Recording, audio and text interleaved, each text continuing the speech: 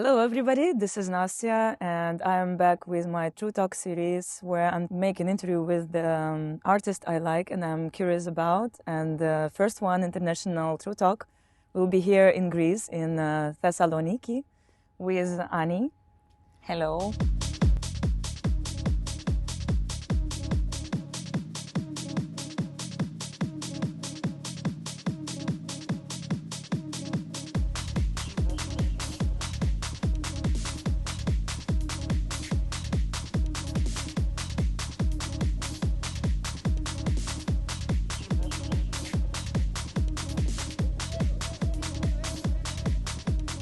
ANNÄ is the producer and I'm releasing her EP next on Nechto on my label, and I just wanted to do a little video with you, and then it came out with a big format, the proper format of True Talk, because I found myself very curious about your life and your, the background and the way you're growing as an artist as well. So yeah, I'm pretty much impressed and inspired by your case, and let's start.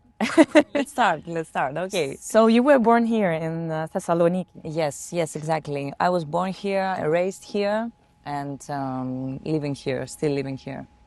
So how was your life before you discovered the electronic music? Where did you study? What was your interest during when you were growing in school or wherever? What do you think you become? Yeah, I mean, I think that I always had an inclination to the rhythm and to the music. I just remember myself listening to music all the time in the school, in my home. I was dancing alone all the time, and just somewhere in high school. I had a dream as a child to be a DJ, but it was just a dream, So. But where did you see it? Like you wanted to be a DJ, but where is it coming from? I mean, I was listening to a lot to 90s and zero sounds, and actually the first influences that I had with electronic music was Daft Punk. So I was watching them, in these huge and impressive stages, and I was thinking like, okay, maybe I can do it. Yeah, it was just a dream. And then I just I studied. I went to architecture school. I studied interior architect and design. And then I had a master degree on strategic product design, but this was actually the latest studies that I had. But I remember myself, it was one summer that I was talking with a friend and I was saying to him, like, I need to go to a DJ school just for the basics. And he told me, like, okay, you don't have to do it. I can show you, because he was a DJ. So we started slowly some lessons, very basic stuff with CDs, I remember. Which one was it? Do you remember the model? I mean, you mean the CDJs? Yeah. Yeah, it was the 1000. 1000, okay. Yeah. Okay. So I started to collect music. I started to play house music and to create my own collection of CDs. Which year was it? I think it was 2011. So I was, I was preparing my CDs. I was writing the BPMs and all this because I was super stressed. I couldn't mix well back then. And then I just started to play music in one bar here in Thessaloniki, but not with CDJs. I decided to buy my own equipment. In the first years I was playing with Traktor, with laptop. And actually the bar is really near from here. And we started as a team with two friends of mine. And we started to play house music, deep house music, gospel house, and all this more funky stuff, actually. And then I became resident in this bar. And then I just started to connect with other places and other venues in the city. But I was playing quite light, Sometimes I was playing acid jazz or other stuff. And then I just starting to explore more and more electronic music, and I found out techno, which actually I really liked. And I said to myself, okay, I'm here, but you can understand that I couldn't play so much, so hard in these bars.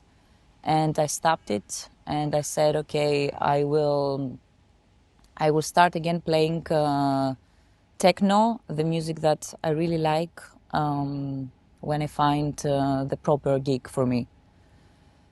So yeah, then I just made the right connections here in the city. I was part of some collectives. We started doing parties, and I became also resident to some parties and some bars, some clubs actually. So yeah, this was the first steps, and also I played to one festival that we have here in Thessaloniki in 2019, which was actually 19. Okay. Which was actually the biggest event that I played. Coming back to what you said you started learn DJing with CD plays, but then playing in the bars you were using Traktor. You found that Traktor is easier playing and using rather than CD players. Yes, because also like a lot of bars didn't have the equipment, okay. So I needed something to have, my own collection and my own music. So it was easier for me. Okay. And it was not so stressful, and the bars. Well, I never use Traktor. I cannot compare. That's why I'm asking. Actually. Yeah, it's easier because in the bar everybody is talking to you, and you drink salts, and you have a lot of friends. So you just need to be more focused on the whole environment. I'm receiving a lot of messages and direct messages on Instagram when people asking me like, Nastia, how do we start? Where do we start? And I always tell to the people like, well, it's very individual. Everybody has his own way. And when you were saying that you were looking for a proper gig for techno music, like, what was the way? How did you actually make those connections to make it possible? Like, what was your way to get this opportunity to move from this deep house playing in the bars or like house music and coming to the first techno set you said in the festival, right, in 2019? So it's quite a bit long way from 2011, you say, to 2019 to your first techno gig, right? So no, it was not my first techno gig. It was my first big gig. Okay. So around 2016, I just met the right people here. I was resident in one bar, but playing more deep techno actually, but not that hard.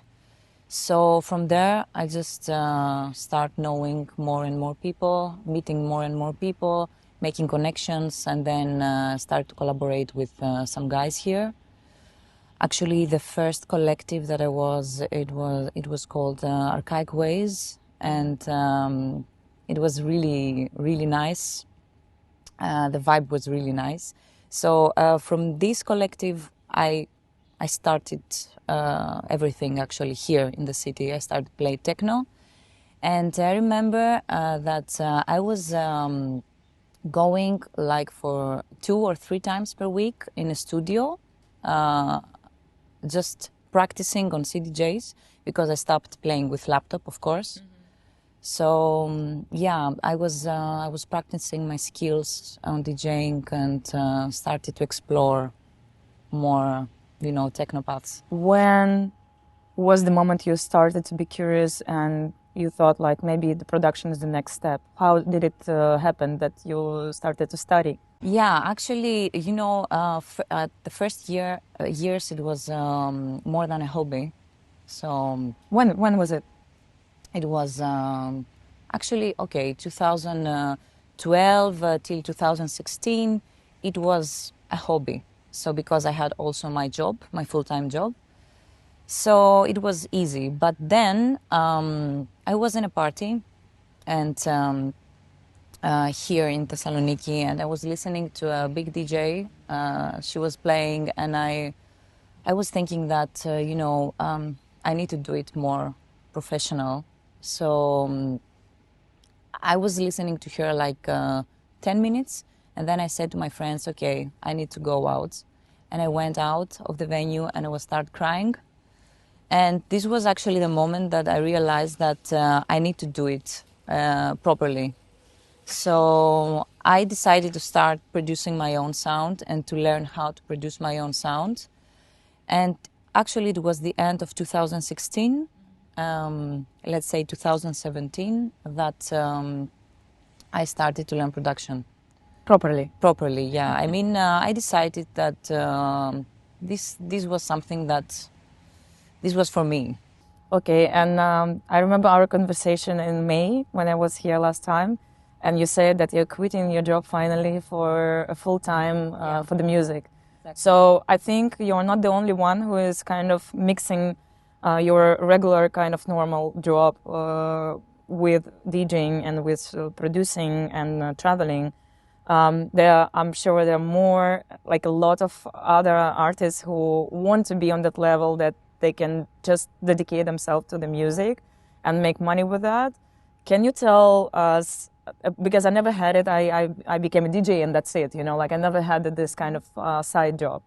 Can you tell us your experience about doing both from the beginning when you were the DJing and then you were studying and then you were, like the way of coming out from this regular side job to the full time dedicated to music? The first years were easy because it was just a hobby. So I was playing like only Saturdays here, and maybe not every Saturday, maybe twice per month. So it was easy. But after as the time went by and the gigs were more and more, it was not easy at all. It was super hard, and especially when I started production, it was super hard because I didn't have time for myself, and of course I couldn't give the 100% of me to both. So yeah, I mean, the past 2 years were really tough for me because I was working 5 days per week, the whole morning till 5 o'clock in the afternoon. And then I was coming back home and I was working like in the studio like crazy the whole afternoon, the whole night. I wasn't sleeping at all.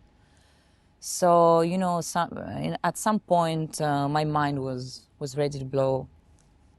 But yeah, I mean, because also I love architecture, I love design. I was working in a construction company. I was full into that, and actually it was really hard for me to decide what should I do because you love both. Of course, I love both. So yeah, but I just the time I realized that I want to do it properly, I said to myself, okay, you just need to focus on music. And then I decided slowly to be more into that, to be more into production, to spend my time more on that, and mentally, of course.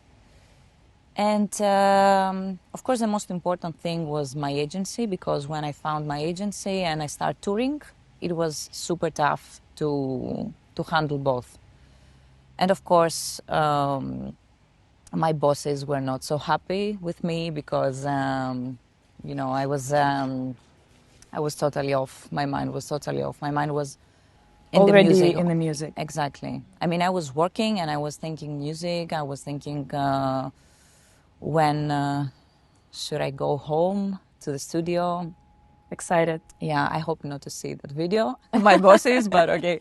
But it happened. It's what it is. Yeah. So I was waiting a little bit for the touring to start rolling good, and then after my tour in South Africa. I said that that's it. So I decided to quit my job. And now I think that things are better because also I have time to sleep. I have more inspiration. And I am focusing only on that. Yeah. Yeah. Yeah, I can see that. You can do both, actually. You can do both things good. Yeah, I understand. Yeah. But when and where was your first international gig? Do you remember? Yeah, the first was the first one I think was in Berlin, in About Blank. When? Yeah. It was before 2 years, I think. Yeah. 2 years ago? 2 years ago. Oh, just 2 years ago. Yeah. So Yeah, you yeah, were exactly. hot cookie, just made of this. I mean, I started my collaboration with the agency like 1 year before. It was around September. Mm-hmm. And actually, it's almost 1 year that I'm touring all around. I had some gigs before in Germany, in Bulgaria as well, in Austria, but that's all. And let's talk about your name, actually, because yeah, that's an easy and very complicated in the same time. So I thought that your name is ANNÄ, as it's written with A in the end and with this Accent. Yeah, accent in the end. But you said it's Ani, which is softer and more cute. Yeah. But your official and original name is Anna. Anna, yes, exactly. So I know that you have lots of pain in the ears with the name, actually. A lot. So first, tell me please why Ani? Is because everybody is calling you like that, or? No, I like it more like that, actually. I just decided to make a small name, which sounds like my original name. I couldn't keep it Anna for obvious reasons. Yeah. Okay, so yeah, I just decided to make a small, elegant name. So I decided to make it Annie because Annie also is my grandmother's name. So is it like Greek? Is Yeah, it originally Annie. Greek, yeah? Yeah, but it's not written like that, of course. Okay. And I thought that I can make it more interesting, and I can put this accent above E. But Tell us. it was not a good decision at all. Yeah, it looks nice in the posters, but it's totally pain in the ass. It's very, very complicated for the algorithms, and I have a huge problem with the releases because and the distributors actually because they can't. They cannot put this accent exactly in some of the forms, right? Exactly. I had problem in big digital platforms. I'm sorry. And first, I decided to make my name Annie without accent, GR. And actually, this was not good at all because everybody was confusing, and they were putting Annie GR in the posters, and then I changed it. I was sending emails like crazy in all the digital platforms to change my name. So we finally did it, but it's super complicated because every time it needs to be manual. Yeah, it's a lot of work, right? It's a lot of work. You need to. I need to send the links, and you need to put my tracks manually and to map my tracks in the official profiles. Yeah, so it's a little bit confused, but at least everybody remembers me. Yeah.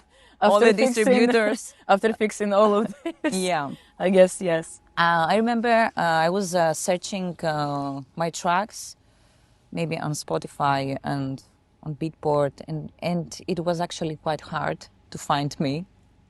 Yeah, well, I couldn't find you on Discogs. I wanted to see some stuff and I couldn't find you. Yeah, and also my tracks were spread in different profiles because when distributors are sending the tracks, they automatically create new profiles.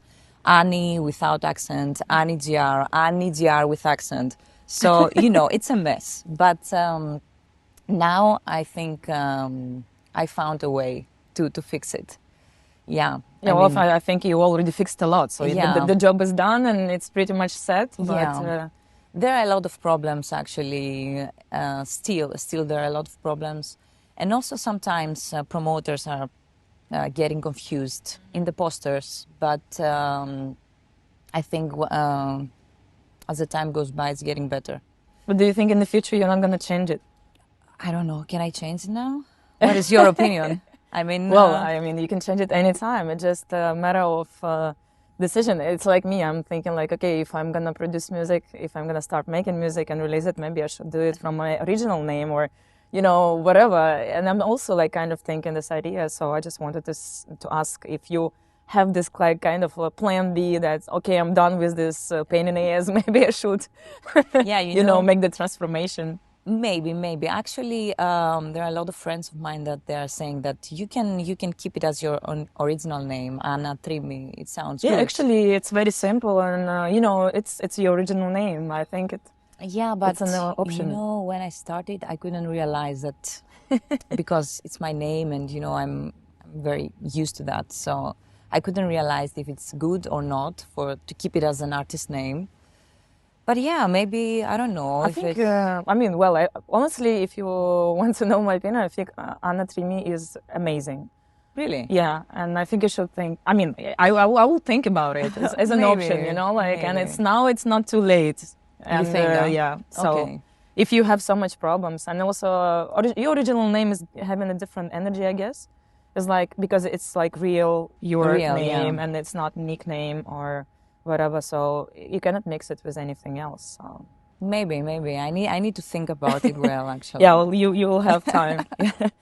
And what is the while you were growing, how did your taste was developing, and who was influencing your taste? Who was kind of you know, insights, and what was your way of getting into this point where, you know, now you have your certain sound? I think you have already. How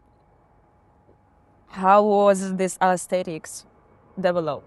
And yeah, what was the way? How did it get here? Okay, so first of all, my partner, I don't know if maybe you know him he's an artist also, as a Sarah J. He taught me how to produce. So he put me into production, and he was also self-taught. So somehow together we grow up on this, and we were sharpening the aesthetics of the sound the first years. Of course, because I was listening to house music, and I started with house music.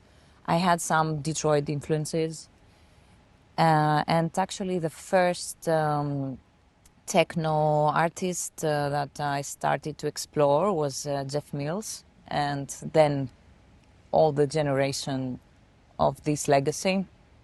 So I wanted to create something similar because I love Detroit techno, but of course translate it in a new way, in my own way. So yeah, I mean, I started to mess up with the sounds, with you know, these aesthetics, but honestly, the one that really helped me to expand actually my aesthetics on music was my friend Steph Mendesidis. He helped me a lot actually to think differently. Of course, he was also a big influence for me, because his sound is very, very unique, I think. And yeah, he helped me a lot to change my mind on the aesthetics, I think. Yeah. So I have a question about your Instagram, because actually your biography, your bio, says that your career started in 2013. But your Instagram is from 2019. where we can find what was before then. No, I have a second profile actually. I have yeah? my personal profile that I was using this profile back then. But yeah, I mean, I just in 2019 I decided to make a new one and to focus only on music. Just to represent Yeah. what you want as an Exactly. artist. Okay. Because you need to tell me what is your private profile. I want to see it. Of course, yeah. I mean, I'm not using that so much now. Yeah, but it's, because I was, when I was making my questions, I was going through your Instagram, of course. Yeah. And I was it's like, my real name there. 2019, and this is 2013. I was like, it doesn't fit, Yeah. I was like, where is this gap? Yeah, but the first years I was playing only here. I was playing house music, so that's So why. we didn't miss actually anything important. Exactly. I wanted to ask about the local scene. How was it before and what it is now? And what is your actually personal experience with, find a way to perform, find opportunities to play? How did you become a part of this community? How you're, because like sometimes people asking me, what is your advice for, newcomer? Like, what shall we do to get the opportunity to actually play somewhere? And I always say, like, first you need to go out and hang out and, become a part of something, like, it doesn't matter, like, whatever you like. Or should be like few communities in the city, few groups of people who are doing stuff around. And what was your personal experience with the local scene, and how was it before and what it is now? Yeah, as you said, I was hanging around like almost not every day, but very, very often. So I started to make connections in this scene. And then I just asked about it. I mean, can I play here? Can I play here? So it wasn't easy at the first years. But then when I started to make the right connections here, they helped me a lot to take a stand in the scene and to start actually playing here. The first club that I played techno music was Urania Bar, which has another club that I used to be resident. It's called The Host. And we started from there with my previous team and my previous mentor. And it was, at the first years I was doing warm-ups, simple things. But, I think that the scene here in Greece, it's not that big, of course. It used to be really nice, actually, before a lot of years. But there are a lot of things that we need to improve in this scene. First of all, talking about my city, we don't have clubs. We have only one club, the one that I mentioned before. And actually, there are a lot of collectives that they're doing really nice parties, but with one club, you can understand it's really hard. There are also some other venues that you can do parties, but in general, we have a problem with sound systems, so we need to improve that. And actually, we don't have the proper infrastructure to create a techno underground club scene, a constant underground club scene. I mean, there are a lot of events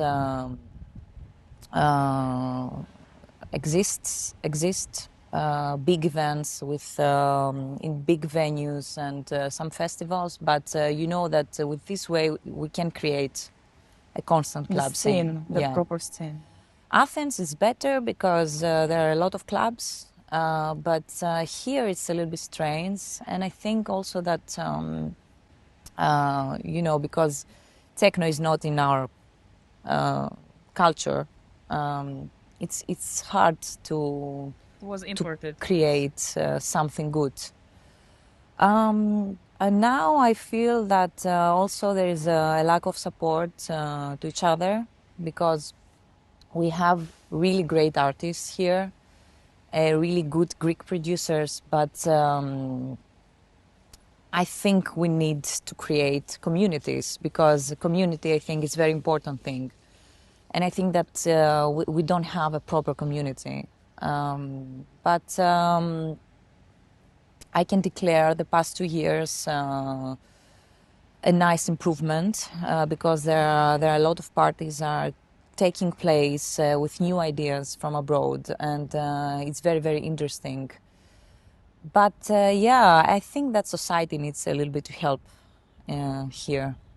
I was about to ask you if the general vibe of local scene is friendly and united, or it's more competitive and not selfish but independent. You know, like everybody is trying to stay away from each other, like because you know that the power and is always in a unity, and the only way to build something proper like scene, it has to be an effort from everybody, and it has to be a collaboration. It has to be a connection between all of you. And I don't see the reason. I never understood why everybody's trying to, you know, stay in their own bubbles rather than just, you know, do some stuff together sometimes, at least, you know, to help each other and to help the city and to help the scene in general. What do you think, how it is like in Thessaloniki? I think it depends somehow. Honestly, I don't feel that there is a supportive. Any kind of unity? Exactly. I don't feel that there is a unity, but as I mentioned before, the past 2 years, there are a lot of efforts that. Kind of helping. Exactly. And I think that I really trust the new generations on that, because they are more open-minded and they are bringing new ideas that everybody are into that, you know. And I really hope to manage something good. But in general, It's not so friendly. it's not so friendly. Okay. I mean, my personal. Yeah, I'm asking about you. my It's not personal- about the. It's not about the status and whatever statement. Yeah, It's more about your personal experience, because I'm making an interview with you. You know, Exactly. I'm asking you. You know, there are a lot of collectives, old collectives, that they're doing parties, and you know, everybody is gathering there, which is actually really nice. But I think in terms of the promoters, I think they need to communicate a little bit better. Yeah. Yeah. Okay. Yeah, that's. Well, I hope that in the future you'll find out electronic music and techno music in general gets so much more popular right now. It's coming out to the big venues, stadiums, or wherever. I think the new generation will follow the electronic music and techno much more, and then it will be more popular in everywhere. I think we need to make the scene bigger, and I think this will help everybody. Yeah. So I wish you that. Yeah.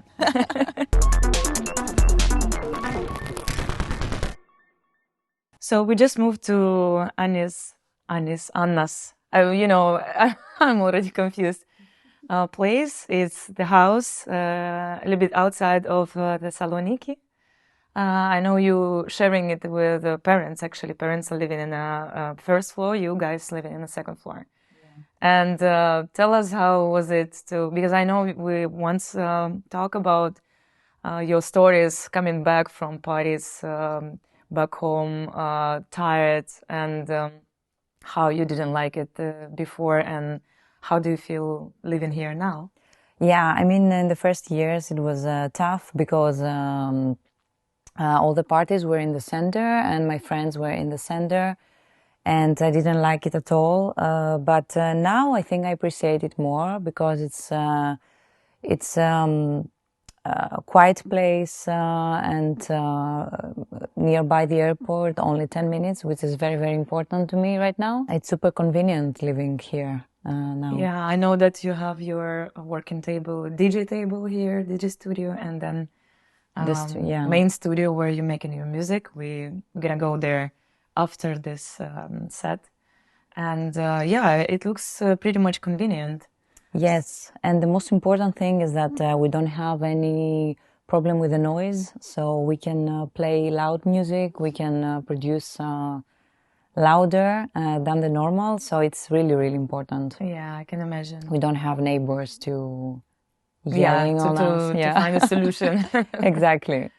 And I remember we spoke with you like half a year ago, and you were thinking to move to some other country and city. You said that what was the reason that you wanted to actually move, and what is your current state of this idea? Yes, I mean, I was thinking to move out of Greece because I really don't like a lot of things going on here. And it was about the traveling because sometimes it's hard to travel from here. There are a lot of connections and it takes long to reach your destination.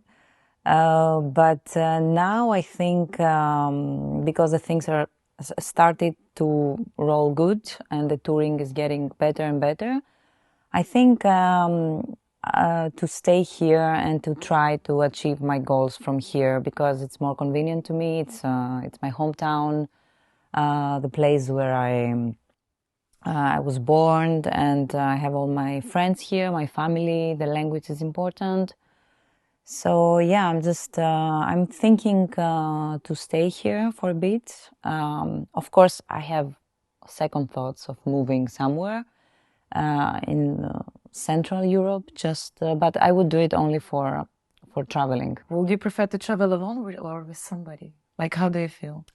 It depends. Sometimes it's nice to travel alone because you have time for yourself. I'm thinking a lot. And it's it's a nice experience. It's quiet, but sometimes I need someone for to have fun. Yeah. Sometimes we have a lot of friends around Europe, so it's nice to be big company. We have fun a lot, especially in Berlin, for example, because we have a lot of friends there, and. When Dimi is coming with me, he's my travel buddy actually. It's more fun. It's always more fun. Yeah. But sometimes I agree. I prefer to travel alone because I can do some stuff that I don't have time for. Yeah, it's nice. It's I think you can clear your mind a bit, and you can actually be more tough, or you can have another vision of the world in general. Or just an experience. Exactly. Is there anything you do only when you travel? Is there any, some special thing that you do only while traveling? Like, I don't know, I'm writing the diary. Most of all, I'm writing the diary on a plane. And every writings in my diary starts from the date and then the flight. From here to there, and then I start telling my story, Okay. Is there anything that's interesting? Well, it's it's kind of a thing which I think is not popular, but I'm used to do that. And maybe, do you have anything like that? Just doing only particularly on flights or at the hotels, or I can't. Any guilty pleasures? When you're away from home and nobody's watching you. I think no. I'm not doing something really, really special. Okay, so just a common thing. Just a common thing. I'm just very, very curious for new places. So I'm searching a lot for the city that I'm traveling. So yeah, I can say that I'm just Google the city. What is the most popular attractions or something like that. So you're visiting. Yeah, when I have time, yeah. I know some people, they totally don't go out from the hotel. They just stay and they are not interested and not curious at all. And what about you? You more curious about the places where you go, right? When I'm not tired at all, I definitely want to have a walk. And when I don't have time, I'm just searching about the city just for my record. Yeah. Yeah. Nice. So when I was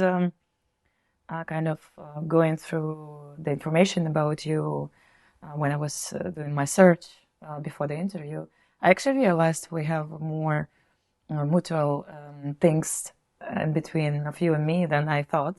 For example, our habit that we bite the lips. Okay, yeah. I do it too.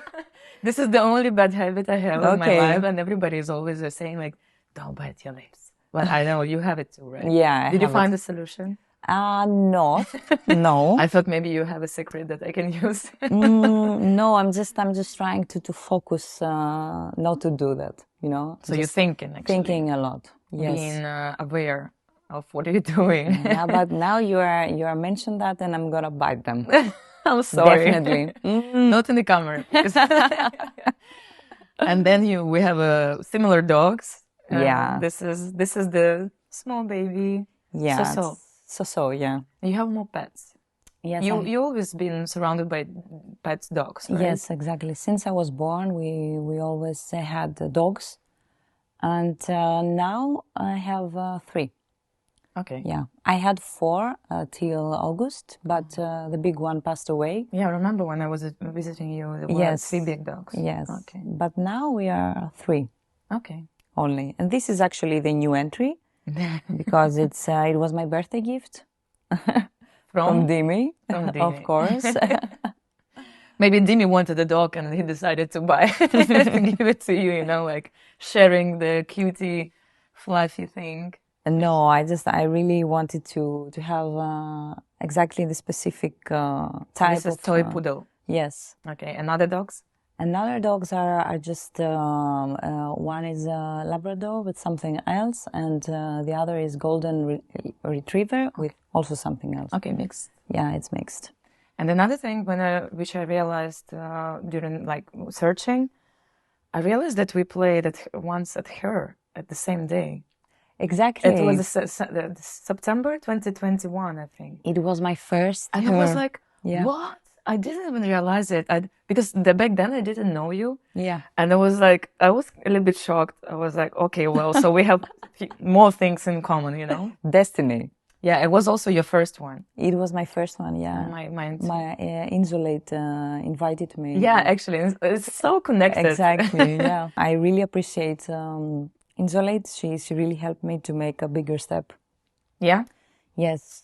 She's a really nice person, and actually it was my first release that let's say made people notice me. Okay. Which was it? It was Fairy Dust. It was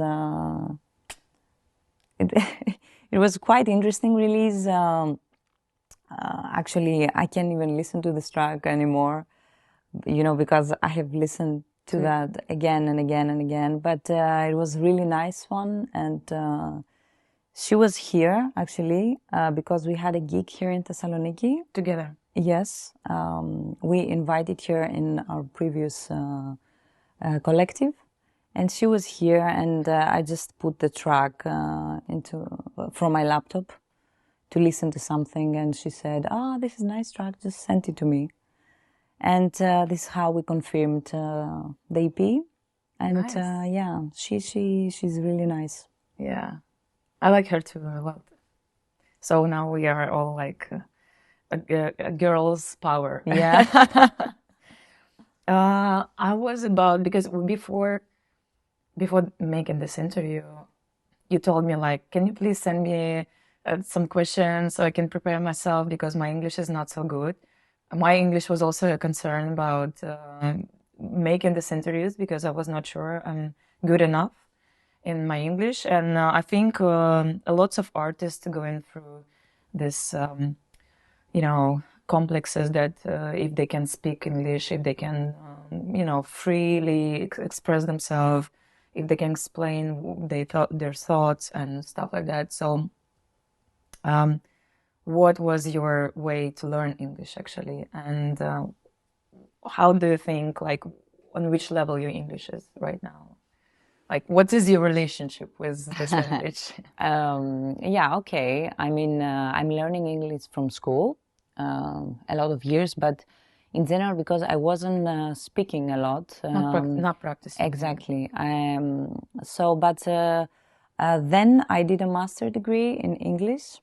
Really? It was in English, and this really helped me a lot, just to improve my my accent, the grammar stuff, the terms, and all this stuff. So yeah, I mean, and also touring is helping a lot because I'm speaking English every weekend with different people, and it's really, really important. I know that my English is not in the, Not fluent, it's not let's say. high level, but I mean, I think I can speak good. Well, we do speak. I mean, of I course. hope people understand what I'm trying to say here. Definitely. I think our English, both yours and mine, are quite basic, but we speak about some also basic stuff. But sometimes I'm feeling confident to speak, and I'm start speaking, and I'm not stopping. But some other times, my mind stucks, and I can't say nothing. I can't say even one sentence. Anyway, yeah. What do you think about the contribution from the crowd and from the platforms to the producers? Because back in the days, you produce music, you release it for free. You don't get paid from the label. You don't get paid from actually anything. It used to be more like you produce music to promote yourself, to get the gigs, and gigs will pay you, right? And now there are more things like a slice, for example, where you get kind of a benefits that people like respect in fees from the people who play in your music, or like. Do you have this experience when you get paid for your production, not for the gigs? Like, do labels pay you? Do you make money with making music, actually? Yes. What is the main thing? Can you tell us from where, or like whatever you can tell us about it? We will be. Okay, I mean, I have released a lot of stuff without asking money by myself because it was the first steps, and actually I wasn't care at all because the only thing that I was concerned about it was just to release my music to the people, just to know me, to get know me actually. Promote yourself. To promote myself. So, and honestly, I'm still don't care so much for that, but it's always important to make money from your music because it's your art, and I spend a lot of time and effort to find out what is going on with all these knobs, It was super difficult for me because I have no musical background, so it's really important for the labels to pay the artists and to contribute to your effort. I think a slice it's really important platform because you earn money also from some labels that you didn't get money at all. If you think about it, because people are playing your music. And also it's really, really important, not only because it pays you, but you see if your music is good, if your music is being played. And this is actually the most important thing for me, just to see that your effort is worth. Yeah. Yeah, I also think that Slice is a cool idea. Yeah, it's thanks to DVS Warren. Yeah, exactly. And I think sometimes it's hard for the producers not to be paid, and I don't agree with that. I mean, you mean from the label? Exactly. Yeah, I mean, so releasing music for free is not cool. It's not cool. Yeah, but I can understand that sometimes when you are very young producer, you can do some things that just as I mentioned before, to promote yourself. And then I can understand some labels, also some small labels, that they are honest from the start, that listen, we can release your music, but we can pay you. Yeah. So it's your decision if you want to release music or not. It's about the marketing you are choose for. Yeah, actually, I know what you mean, because with Nechto is the same. In the beginning, I didn't pay anybody, and now I started to pay for each artist, of course, for each release. Yeah. Which I feel much more like I feel relief, you know, like I feel like, okay, now it's working properly. I don't have this kind of, you know, a discomfort from kind of, because people think that even my label is doing lots of money, whatever, but no, I'm still investing much more money than I make money out of the releases. But I think it's totally fair to pay for work to the artists who made the music that you release. Is like paying for the music that you play as a DJ, because I'm getting paid as a DJ, and then it's fair enough to upload some track list and a slice and, you know, give some money to artists that the music I was using. Exactly. Do you remember how many playlists did you uploaded and slice already? No, I don't, because I have uploaded many playlists actually. When a slice first came to light, I was uploading everything, almost all my sets. Now I'm a little bit slower, but I have exported everything just to upload them in the next few months. Yeah, I think it's important. Just only if you can put only the minimum. It's not about money. It's not about money. It's about respect, I think. Yeah. I remember when I was visiting your place last time, you had this compilation of Emily Lens. Yes. And I remember how proud you were about it. Yeah. Tell us the story, how it happened. It's actually a big compilation, right? It's Global Underground. Exactly. I was sending her music a lot for many years. And I just saw her story asking for music for a project without knowing what it is. So yeah, she was asking about more ambient tracks that cannot be played in the clubs. So I just decided to send again.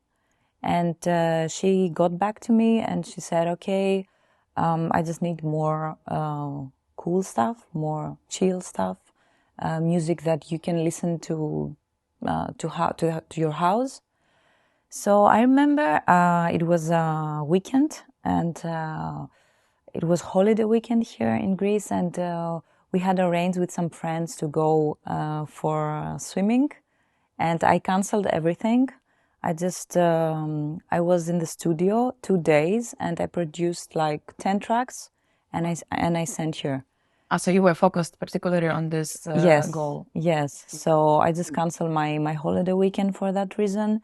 And finally, I got an email back that from Global Underground that your track is selected for this compilation. So I was super proud of myself that okay, I worked hard on that, and I spent a lot of time on that, and it was worth doing that. Sacrificing fun sometimes is it's for your dreams, for your goals.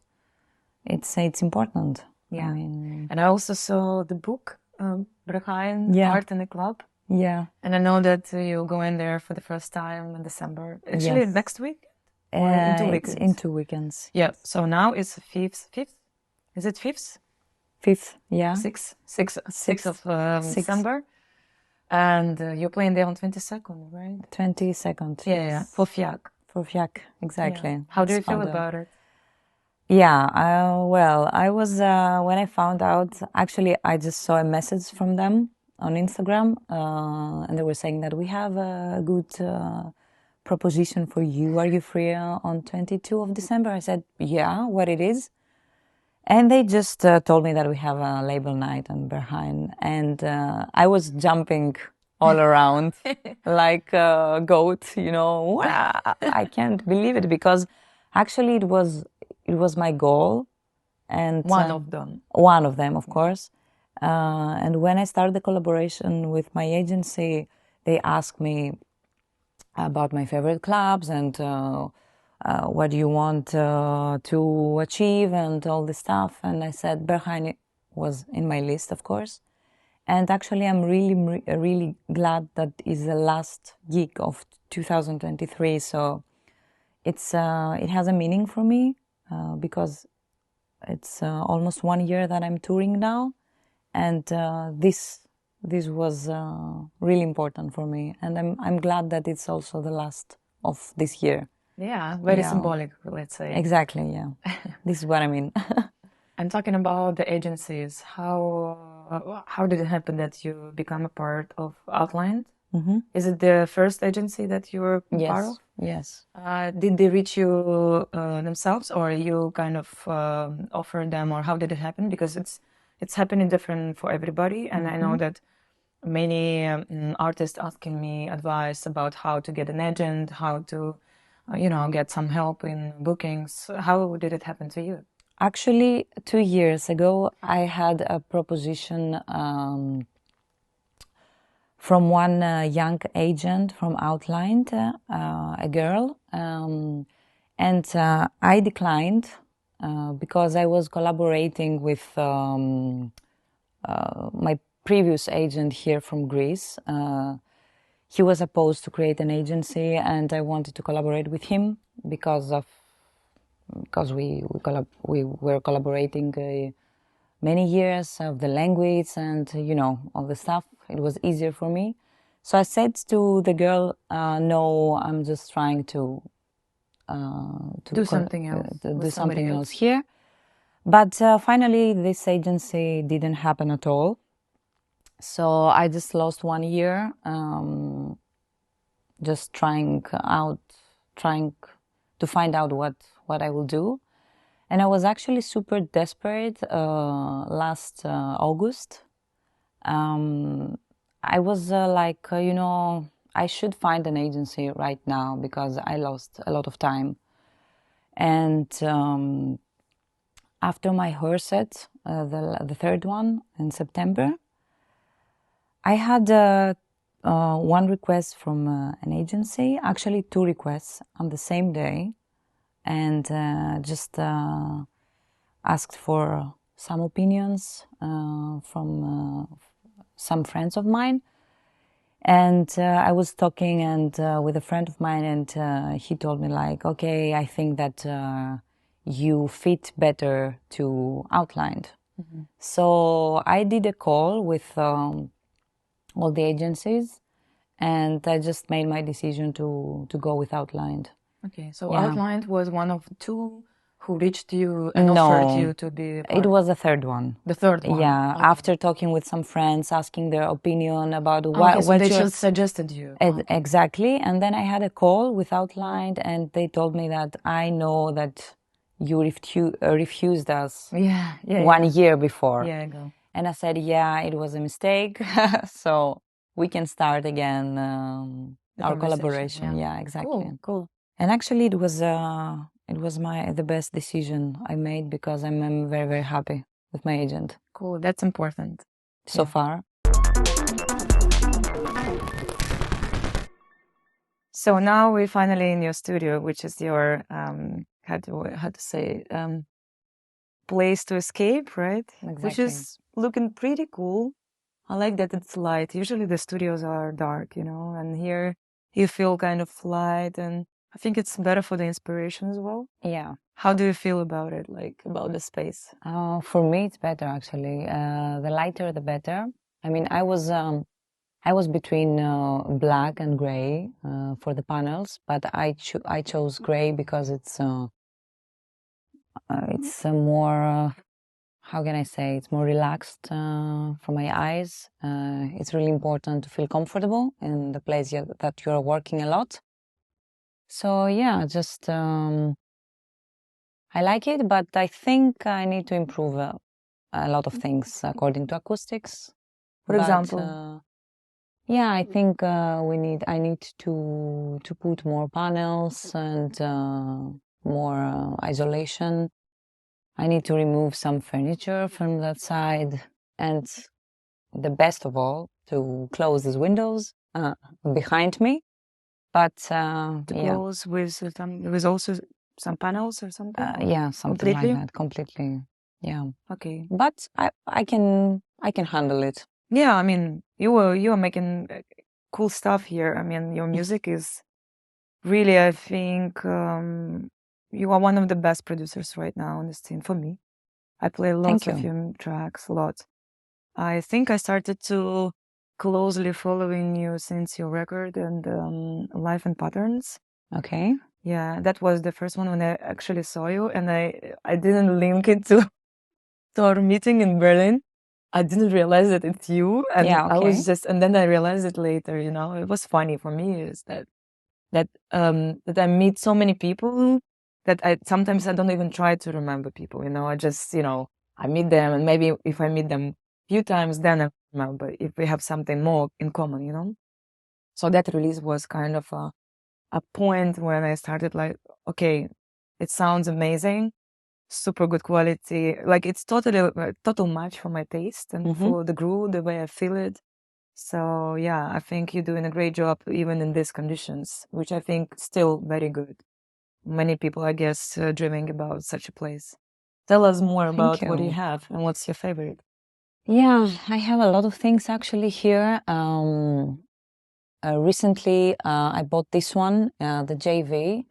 So it's a recent purchase. Yeah, I mean, according to the others, these and this actually are the most recent new ones. And also Octatrack that it's like 1 week. Oh, really? New entry, yeah, but I Okay. don't use it now. Not yet. Not yet, yeah. I think my favorite is this one. It's really nice synthesizer. It's very complicated. I'm still trying to find out a lot of things about it, but I think the sound is top. And of course, my analog rhythm, which I use it a lot for drums and a lot of stuff. I also made some sounds with this one, but I found it also a little bit complicated. And then I have this old school synthesizer from Korg, which is actually also really good. But yeah, it's just it depends on the style that I produce each time. I not use all of them every time. But there is nothing that you don't use. No, I think I'm using pretty much everything. Yeah, pretty much everything. I don't use this one now, the TB3, but yeah, we just spoke about it. It's a cute color, but it's plastic, right? It's weird when you make some gear and you cover it with plastic. Yeah, it doesn't feel solid, right? Yeah, it doesn't feel solid because it's really important when you touch everything and knobs. But the sound is nice. The sequencer, it's a little bit complicated, but still I don't prefer it because I don't know, I'm not feeling so much. Yeah. So how did it all started? What was the first purchase in the studio and when was it? And how did you try many gear and you sold it already and you just keep on refreshing your studio, or you mostly keeping everything that you buy? I keep everything actually. I think the first purchase was those two Korgs there, the bass line and the other synthesizer there. But honestly, I use them, but not so often. My first important purchase was the analog rhythm from Electron. It helped me a lot to start, working not so much in the box and to use. In the box, you mean in the Ableton? Yes, exactly. Okay. But also I use a lot of VSTs there and some filters. And yeah, I think pretty much I love everything and I'm trying to keep everything. I'm not selling. Yeah, I understand. I will not sell it to. No, I mean, I think it's a collection thing. Exactly, also, right? And it's my first purchase, so it's very important. Yeah, Yeah, get it. So you said on the backstage while we were preparing that the Nechto record, 2 tracks of them were made with VJ and JV, yeah. JV, and this is a Japanese synthesizer, right? Yeah, I think It's Roland Super JV. I think it is because I saw the one same one at Steph's exactly. studio. Yeah, this is the one he's using, and you said that it's a recent purchase, so it's kind of first tracks that you made using this. Somehow, yes. Okay. Somehow, yes. I think not the first one, but I actually have a lot of unreleased stuff that I'm not sending them to labels. But I think Fields of Flower and Sunkissed, the 2 tracks in our record, it's from this one, the first release tracks. And who was the first one to teach you actually production? How can you please just shortly explain us the process, the way you get into this point, like from the first meeting with Gier, with how you started to study seriously when you said in the outdoor location that you decided that you want to properly study production, and then who was helping you, who was navigating you. Maybe there were people you were asking for advice or something like that. Share with us some experience, personal one. Yeah, I mean, the one who helped me and put me in all this world here is my partner, Dimi, Sarah J, of course. He was also self-taught, so he was teaching me actually firstly on Ableton and like basic stuff, how to make kick and bass and drums and all this stuff. And then we just grow up together on this. We just start purchasing stuff and hardware and synthesizers. But for me, it was quite harder because, as I mentioned before, I don't have any musical background. So I didn't know actually nothing about all this stuff, about all these knobs and even the cable. So it was really, really hard for me to get into this world at my first steps. So yeah, just I studied a lot. I spent a lot of time here. He was there at my in my first tracks, just helping me to sharp my sound and not to make mistakes in terms of notes, for example, and harmonics, because it was super difficult for me. And then just I was trying to collect advice from friends and from producers that they had more experience than me. So yeah, I mean, I think also, as I mentioned before, Steph Mendes played a significant role on that, because he just I always sent him my tracks, especially my first tracks, and he was also telling me the truth, his opinion, and I trust him because he was telling me always the truth. I mean, I don't care if someone says to me, "Oh, Anna, it's a super nice track." I need someone to tell me the truth of my sound. Is it good? Is it not good? Is it totally, out of sync or something? So this was really helped me, because I just deleted hundreds of tracks and just make me think about harmonics and about, in general, aesthetics better.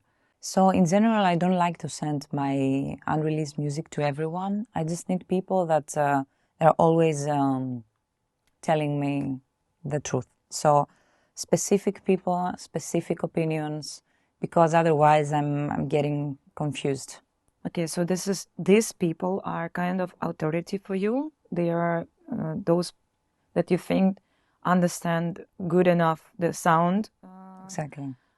That you can trust their opinion and follow the advice, right? Yeah, but of course I have also my own view and my own vision on this. So I just keep their opinion, keep their just if I make like mistakes, serious mistakes, technical mistakes, I can fix it. But when it comes to aesthetics and when it comes to how can I say it? Personal taste, exactly. It's always the final decision is always mine. Yeah, of course. Yeah. It should be like that, right? Yeah. But it's good to have somebody that you can ask for advice and somebody you trust, like Steph. But I guess that you have more friends, colleagues that you trust as well. Who is actually the first one that you share and kind of show your new tracks? Like it can be Dimitri, right? Timmy, yeah. And then he is the first one and mostly the only one. And then if you have more questions, or more doubts, then you send it to other people that you trust, right? Exactly. This is the process. Yeah. But not many people, just I think only one or two now. Okay. And yeah, I think it's enough, right? Yeah, I think especially now, I think your sound is really in a really good level. In my personal opinion, I don't know, but I hear it as a good quality music. Like it is pretty much balanced, the levels, everything. For me, it's just like, because I'm quite attentive to that as well. I also hear when there's like no space, it is too much instruments, like, we call it kasha, I don't know. Okay. Like it's a mess, of the sounds. And Steph knows how to put things separately and in different places in the room. So you can clearly hear all of the details. I think he's a good teacher in this. I think that I'm happy to hear that you like my music. Of course, there are a lot of things that I need to improve, and what do you think that you need to improve? Like what? This is a never-ending procedure. Improvement. So maybe it's not about improving, but about growing, or maybe because I think your sound is already top. And what do you want to do? What's next? Like, what is your idea of your music? According to that you said, it's for me, it's nothing top. It's day by day, you just improve yourself, your skills. I don't know everything about all these machines. I mean, day by day, I'm just learning something new. So there's always room for improvement according to the aesthetics and also to the technical part, because when I'm listening my first tracks, they're totally they're not good. I mean, I have a lot of mistakes. I can listen to the mistakes. So now I don't have these mistakes, but I guess that in 5 years from now, I can listen. I will listen these mistakes that I'm doing now. So that's why I'm talking for improvement. But to be honest, I just want to give people something special, to leave something unique to this scene. So I'm just trying to sharpen my sound with something interesting. I want people to remember my tracks when they're waking up the next day of a party. So how do you do that?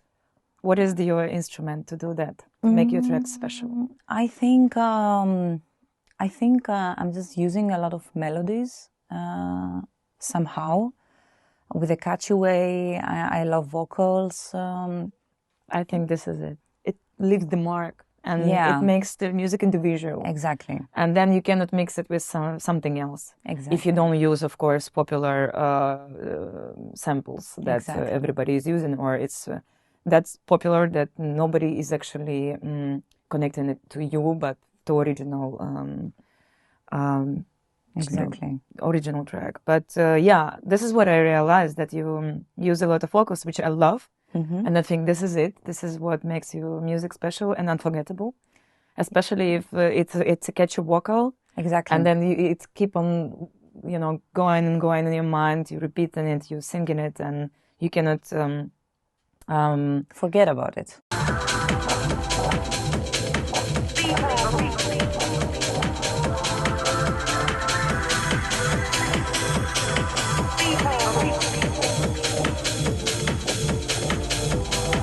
When I play music, I always put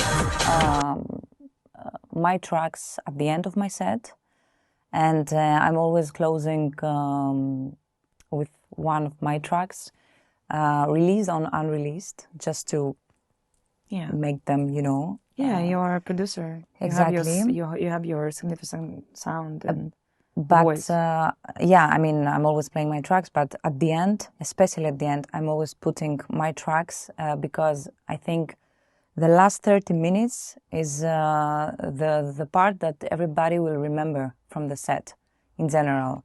So when you close your set with some melodic track of you with vocals and catchy vocal, they will remember this track the next day. Definitely, yeah. I think so too. Yeah.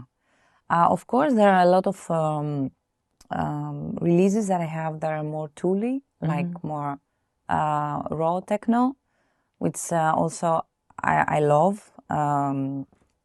But also, I'm just trying to make some catchy elements, even with drums or with some effects, so people can remember the groove, the details. Exactly. So you were saying that you're working more on the sound design. And, exactly. Okay. I'm just trying to make a more interesting sound design because so far I have basic tracks according to the sound design. So now I'm just trying to make it more I would not say complicated, but specific. More specific, exactly. Yeah. And just to my sound design to be how can I say, just recognized. Exactly. Recognized, yeah. How long did it take for you from the beginning of when you started to study production properly to the first release? It was 1 year. Only 1 year? But it's nothing. But it was bad release, actually, really bad release, and but okay. I mean, I'm okay. But you don't regret? No, I don't regret anything. It's the process. It's always, trust the process. It's like that. Everybody starts from somewhere. I remember that in May when we had the conversation about the way you do, and you said, well, I'm releasing so much music now, I'm not sure if I should be so active, and I told you, in the nowadays, in the modern world, information flows so fast that today the release is out, in 1 week nobody is remember it because new releases are coming out. So I told you that being productive isn't bad. And I think you are one of the most productive producers at the moment. I see almost every week you're posting stories or posts about this remix is out, this release is out, this is upcoming, and this is that. And just there is a lot of stuff going on. How do you feel about it right now? Do you still have any doubts about being too productive, which is not bad? Or you think you need to kind of slow down and be more picky, maybe more selective? What's your state of mind? I'm productive every day, but because you mentioned also there is a lot of music that we're consuming every day and it's released every day. So I think it's better to be more picky and more selective on what will you release. Because when you're releasing too much, maybe, some people will forget your music. So, and also, I'm not that fast. I mean, I just prefer to be more slower and to make a unique sound than to produce and to release like simple tracks or tracks without meaning or something. So for me, it's really important to be productive, to have a strong appearance on the scene, because also the competition is huge. So you just need to present your work every day. But now I think it's better to be more specific on what you are going to release and in which labels, actually, because there are a lot of labels that they're releasing 2 or 3 EPs per month, and they're not doing even good promo, so your music can be lost. So it's better, for me, it's better to collaborate with labels that they're focusing on the music and they're focusing on the artist. Yeah. So it's all together. It's all together because, you know, it's great. Sometimes I'm receiving a lot of promos and I can't even listen to them because there are so many. So for me now, because I think it's really important time of my life, I need to be more careful on. I understand. Yeah, I get it. Yeah. Once you said that when you make a remix, you like to keep the track as more recognizable as possible from original. Yeah. Then you just changing a little bit, not changing, but doing mixing your sound with the original, so people can recognize what is remix made of. Okay. You know. Yeah. I was actually, it was resonating with me because I mostly hate remixes. Honestly, like I think original track is original, and most of the times it's better than any kind of remix. I agree. And the main point is about that people change tracks so much that you cannot even connect them to the original. So why? What is your point of making remixes, and what do you find hard if, for example, you get the remix pack that where was there any situation about that you got the remix pack but you couldn't make anything out of it? That you said, yes, I'm gonna try, but in the end you said, it didn't work out, I couldn't make it. Something like that, did it happen ever? No. When I receive a pack, I'm just, I'm very, very confident that I can make it with my own way. But I'm just trying, I totally agree with you. I'm just trying to keep the original track as much as I can, because I think it's nothing more important than the original. So I'm just trying to put my groove into the original track. I'm always keeping the vocals or some melodies that has the original, but I'm just using my kick, my bass, and my drums. Okay. So I don't like to completely change the track, because it's not the point of a remix for me. It's if you change the whole track, it's not a remix, it's another track.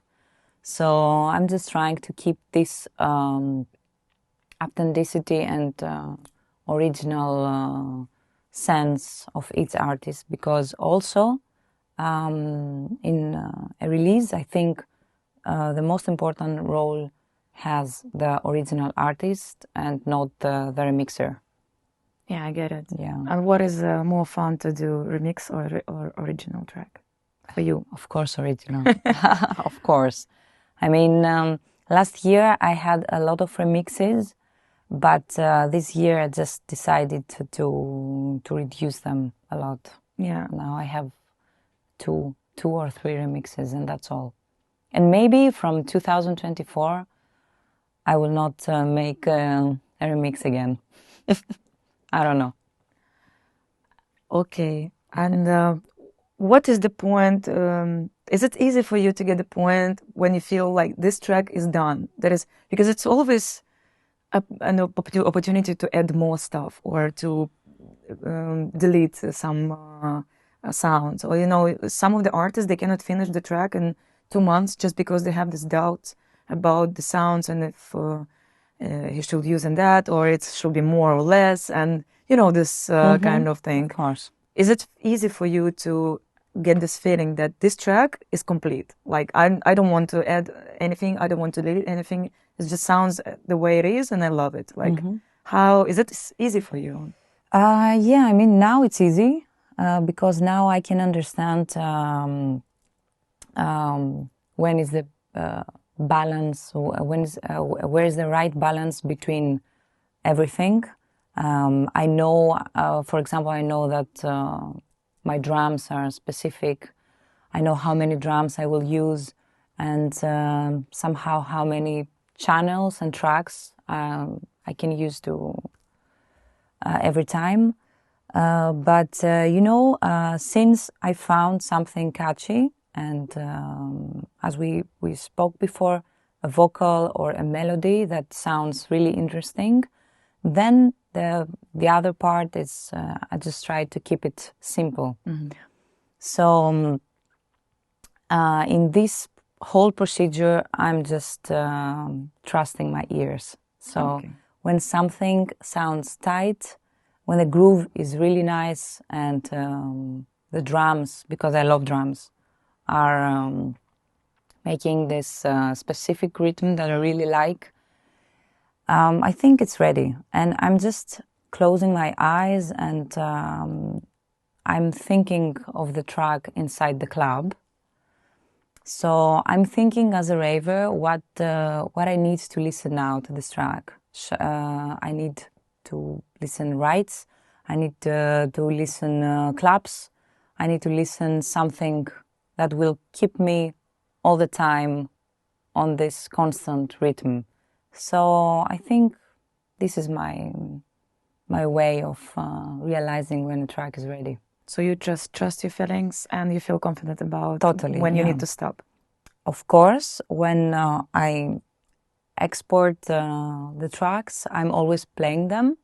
I'm always testing the tracks in the clubs, and then I can realize if some tracks are working or not working at all. So also I have deleted a lot of tracks because they were not working on the dance floor, and I couldn't make any more changes because I'm not working in a project like for 1 or 2 months, just max 2 days. And then I just start again from the scratch. Okay, cool. Yeah. And I saw that you were doing a tutorial for Insolate course. Yeah, I did. Was it the only one time, or you did also some other tutorials, or maybe teaching, or maybe what is your experience with sharing your skills or teaching, or this kind of direction? Then when you become a tutor, actually, do you feel like you're ready actually to help others, or you don't want to do it yet, or like what about this? I mean, it's always my pleasure to help people and to share my knowledge on that. But honestly, I think that I also need to learn a lot of things more. So I can't call myself a tutor for now. I'm not so good on explaining things because most of them I just learned them, not with by the book. So it was sometimes I'm experiment and I'm just doing sounds, and I can't do the exactly same sounds the next day because sometimes it's just by mistake, So yeah, I don't think that I can explain well. I mean, there are a lot of artists that they have more experience than me, that they can call themselves tutors, But this masterclass that I did for Insolate was super interesting because I just opened a project and I just deconstructed. So it was super easy for me and also super easy for the people that they're watching to understand what I was doing there. But of course, it's always my pleasure for someone if needs my help. I can also, share my whole knowledge. We know that your mother is an artist. what kind of artist, and if does she understand what you're doing, and do you share your art, or does she influence your work, or maybe she help you to get inspired or help you to get because artist to artist, especially if you are from the one family, I think it's a little bit different than sharing your knowledge with other artists outside of your family. So how does it feel to live with another artist, and do you connect sometimes? Does it click sometimes between you two? Yes, she's a painter.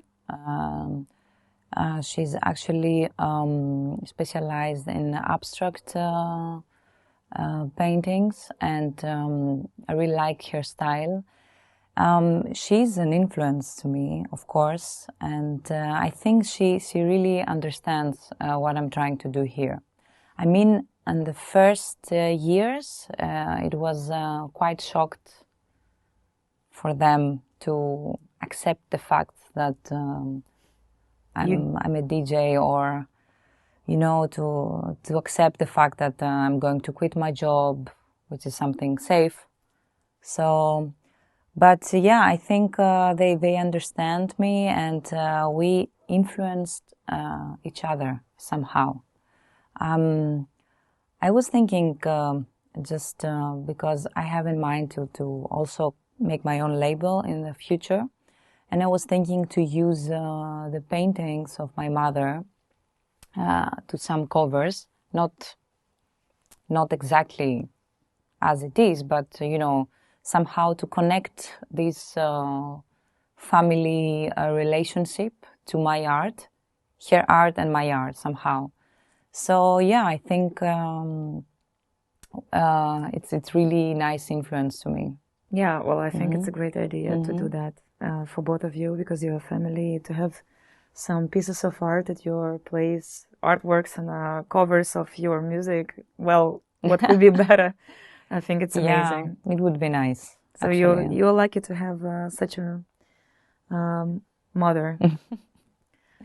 What about this Beatport Next class? What does it mean? Like, what is your part in this project? What you're doing? Well, like, because I preparing this question, I thought like maybe I should search what it is, but I wanted you to explain everybody.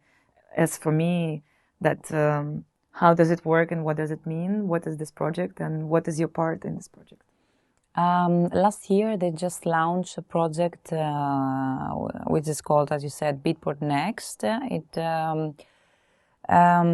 They just open applications for artists that they wanted to participate, and it's actually 1 year of promotion of newcomers, like full support on their releases and full exposure, some interviews, some live Q&As, and some, studio jams. And I just made the application, and they accepted me. And yeah, it's a really nice program, actually.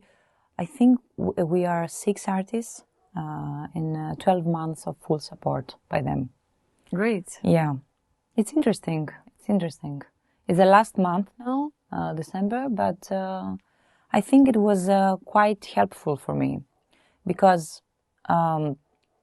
somehow I had some videos and some interviews from them, and more people just got to know me better. So you think it's worth it to apply for this kind of stuff? Yeah, it's worth it. I mean, it's a huge platform, so it's always helpful, and it's a lot of years, and it's actually one of the most biggest platforms of selling music. So it's nice to have support from them. Yeah, especially when you are new in production. Well, I think as for new, you've been released at Soma, Mutual Rhythm, Frenzy Records, Live in Patterns. Now Nechto. It's a great collection for the beginner. I guess you jumped into the right train. Yeah. And what's next? Do you have any like news that coming out soon that you can share with us? Any new labels? Any new projects? If you can't, it's okay. I mean, I don't know if I So can. nothing is. No. I mean, I have confirmed a lot of things, but I don't know if I can share them. But Okay. I think it's fine. I mean, Maybe it's even better that you give the insight and people will follow and, be excited about it. We'll be waiting. Yeah, I mean, I have confirmed Soma again, and of course, Mutual Rhythm. That was my last release. And we are talking with Fiak of releasing on Crowd. Mm-hmm. So this is actually really, really interesting to me. Nothing solid yet, but yeah, we were Just an ideas, just and yeah. opportunities. Okay. And regarding your latest record, I got it here. This one, which is a beautiful piece from Mutual Rhythm. I think it's really cool. As we spoke, that it looks like a snowflake, and we are in December. Exactly. And this is the first one, and for now is the only record that you made with your boyfriend, partner, okay, yeah. Demetrius Sarajay. Mm-hmm. Here there are 6 tracks, right? Exactly. And 2 digital, so 8 tracks together. No, it's 2 digital from each of us, so it's 10. Yeah. 10. 10. Oh, wow, that's a lot. 2 of me and 2 of Demi. Yeah, tell us more about this particular work, because I think it's so cool to have a record with your partner. It's something unforgettable. Yeah, I mean, it's really important for us because we just we have the chance to present actually our feelings because if you listen to the record, it has super melodic tracks and super tooly tracks. So it's a full story of our characters, let's say.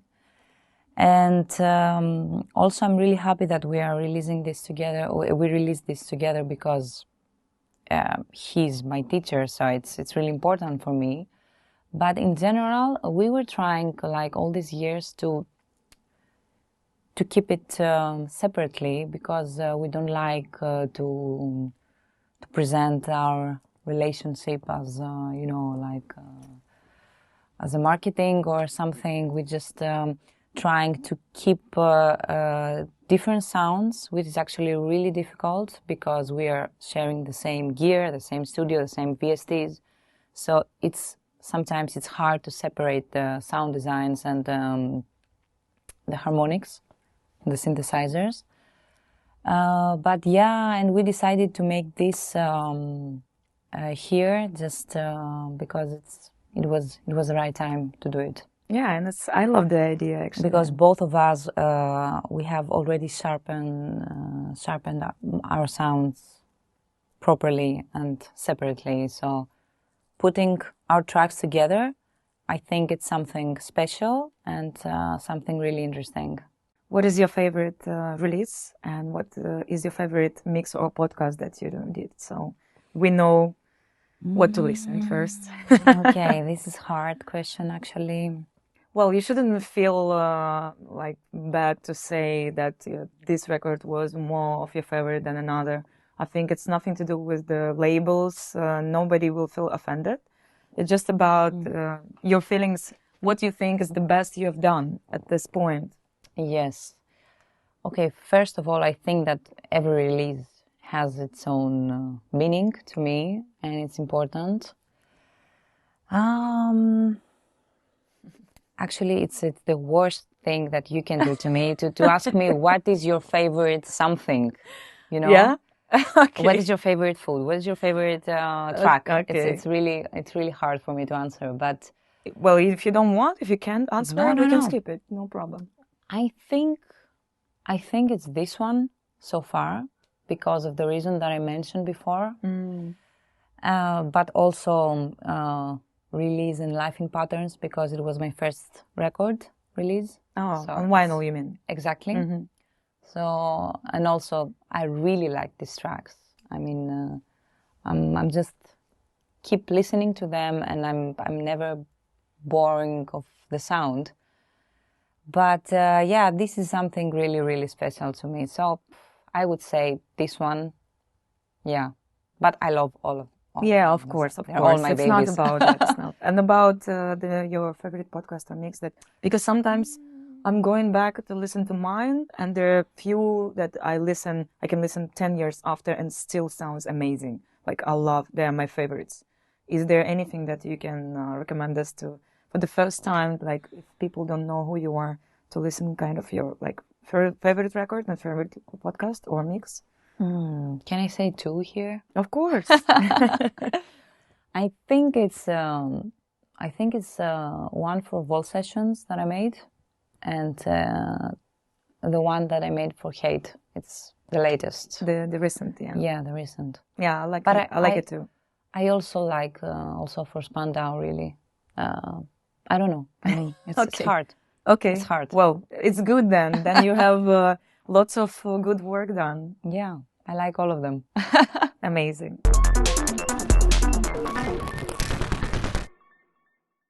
We are at the place of the guys. This is ANNÄ, of course, and this is Demetrius, who is known as Sarah J as an artist. They recently released a record together, Mutual Rhythm, which is, I think, historical point for you guys, as I know that, well, they're a couple, of course, and you are a teacher of ANNÄ, and I know that you recently proposed her, so now you're engaged, and we are, and you sharing the space together, this studio, that studio, you know, doing things together. As ANNÄ mentioned, that it was very hard for you to kind of make your sound separate and different. That, you know, I didn't even think about it, but it's good that you pointed that moment, because I didn't realize that it might be difficult. And she also said that you were like teaching yourself, like you didn't have a teacher, you were navigating through the. What was your way to get into production, actually? Because I know you're good. Okay. Actually, I always wanted to, you know, to make my own sound. So always, I was trying to find a way how to do that, how to do this, and all this stuff, you know, to start producing my own sounds and all this stuff, drums, let's say. You know, while I was a student in a town near to Thessaloniki, I was practicing a lot on my own in my house.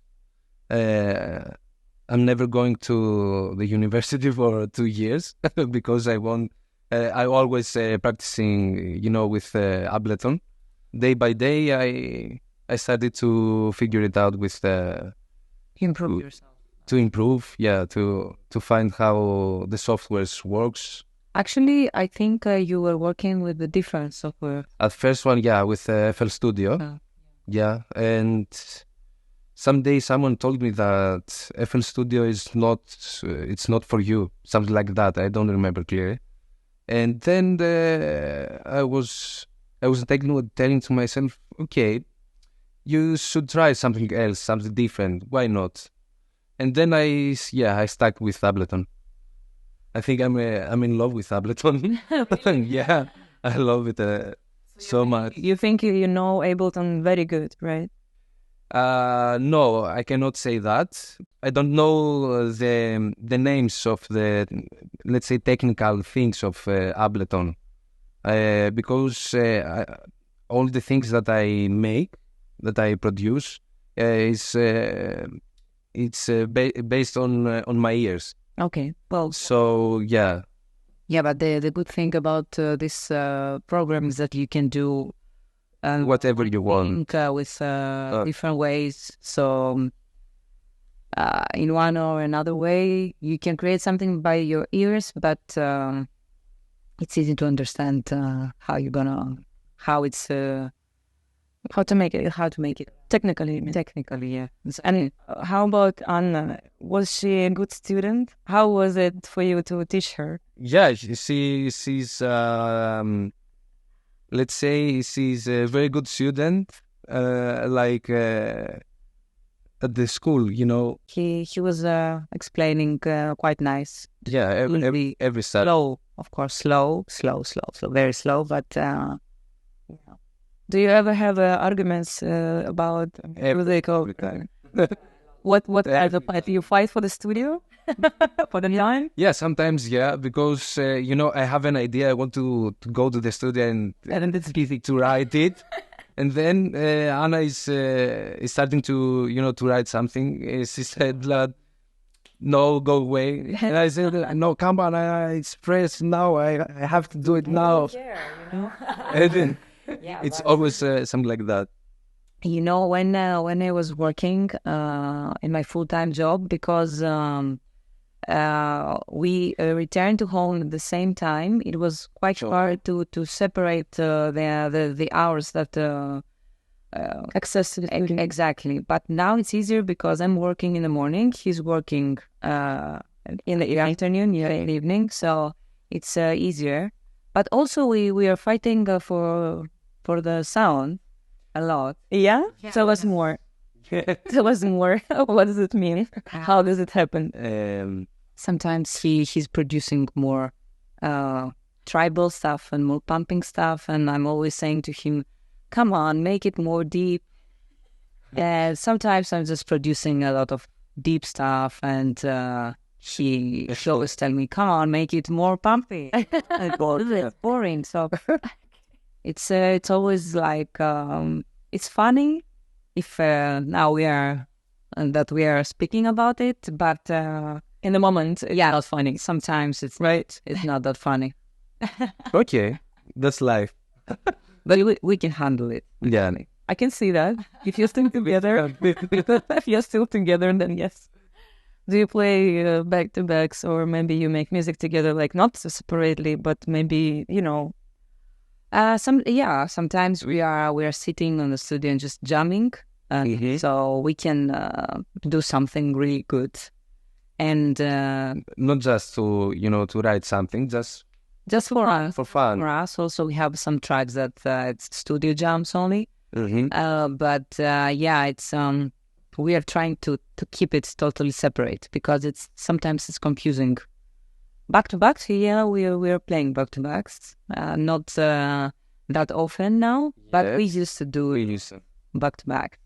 It's super easy actually because we are playing the same style. Yeah. Practicing. He knows me really good.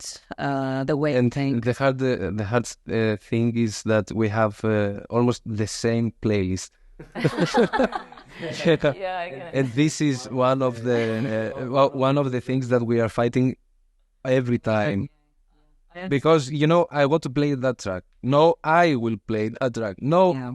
Really fighting No. for the track. Yeah. I know this feeling because sometimes I'm coming to the gig and I'm coming like an hour before my set and I'm listening to the DJ before me and he's playing the tracks I wanted. I'm like, I wanted to play this track. Now I cannot, you know. Like this happened actually 1 month before because I was playing in Malta and I wanted to play so much the track from the latest Nechto, the track that I'm always playing. Vibe. Yeah, Let's Vibe Stop. And I was waiting for my turn, and To play the track. the previous DJ just put it like 2 tracks before I started. I said, no, but like No. no, But you played a different track from the same release. yes, I think it was Doom Drummer. yeah. And we are fighting also for these tracks. It is an example. Why you never send me a demo? I never thought about it. And yeah. Maybe you should think about it. Yeah, actually, Well, this was a proposition or something. a proposition. Like, Well, it's just an idea. I was thinking about it. I'm giving you the food to digest. Yeah, you know? just food for thought. Yeah. So, well, I'm really excited for you both. I'm super happy for your record together. I think it's the one for, I hate this sentence, but I think this one is one for the books.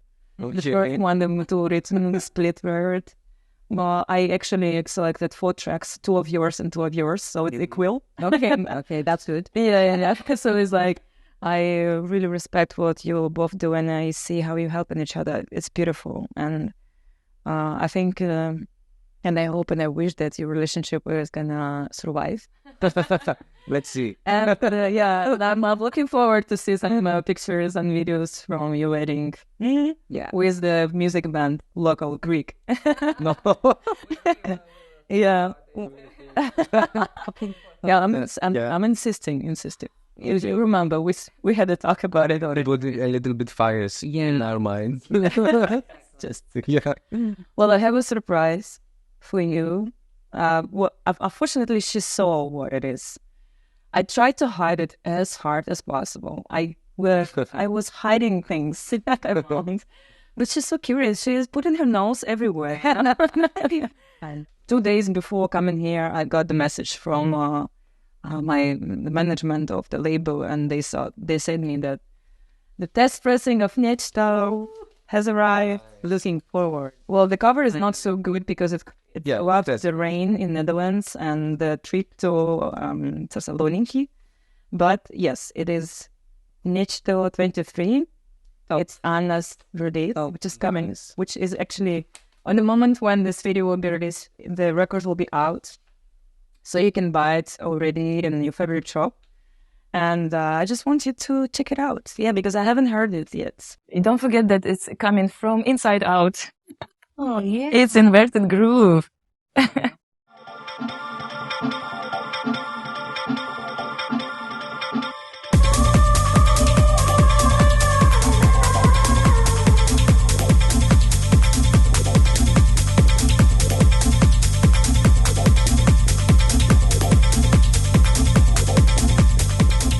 This is it. Thank you very much for the full day of, this energy, the hue which was flowing around. And I think we had a good time together.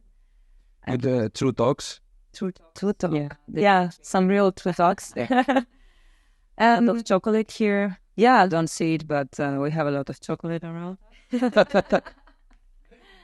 And I hope you enjoyed our session, first international True Talk in English. And follow all of us, and maybe you'll find more content you like, more music, more videos, more things that make you inspired and move forward, get motivated, and, look up for your dreams if you're a new upcoming producer.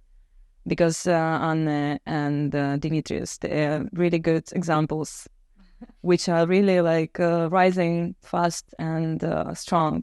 And I wish you to get to the top as soon as you want it. Yeah, what you want, I hope you will get. I wish you head down. Thank you very much. Yeah, just improve day by day. Yeah, this is it. Bye. Thank you. Thank you all for watching.